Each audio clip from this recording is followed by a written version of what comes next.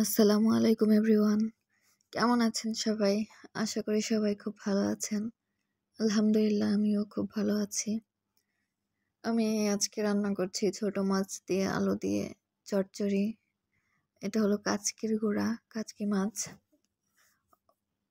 আমাদের এখানে কাচকি মাছ বলে, অন্যান্য এলাকায় অন্য নামে ডাকতে পারে, জানি না। আমি এখানে সব মশলা, পেঁয়াজ, মরিচ, তেল এগুলো দিয়ে মাখিয়ে নিচ্ছি, লবণ হলুদ দিয়েছি, একটু রসুন বাটা দিয়েছি খুবই সামান্য, আর একটু পেঁয়াজ বাটা, একটু জিরা বাটা দিয়েছি। এটা মাখিয়ে বসিয়ে দিলাম। এখন অন্য পাশে আমি করলা ভাজি করে নিচ্ছি।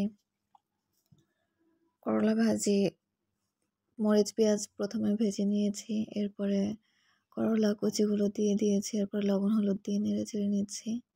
একটুক্ষণ ঢাকনা দিয়ে ঢেকে রান্না করেছি। এদিকে ছোট মাছটাও রান্না প্রায় হয়ে গিয়েছে। এবার আমি ধনিয়া পাতা কুচি দিয়ে দিচ্ছি উপরে, ওটাও নামিয়ে নিয়েছি। এবার আমি অন্য চুলায় অন্য একটা প্যানে তেল গরম করে কিছু গোটা মশলা দিয়েছি এবং আদা বাটা, রসুন বাটা, জিরা বাটা, পেঁয়াজ বাটা এগুলো দিয়ে মশলাটা ভালো করে কষিয়ে নিয়েছি। লবণ হলুদ শুকনো মরিচ ধনিয়া গুঁড়া এসব দিয়েছি।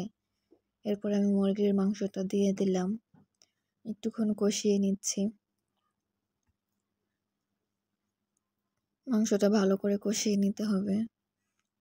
এরপরে আমি আলু দিয়ে দিচ্ছি। আলুটা একটু তাড়াতাড়ি দিয়ে দিতে হবে, যেহেতু এটা সোনালী মুরগি, এই জন্য একটু আগেই দিয়ে দিলাম।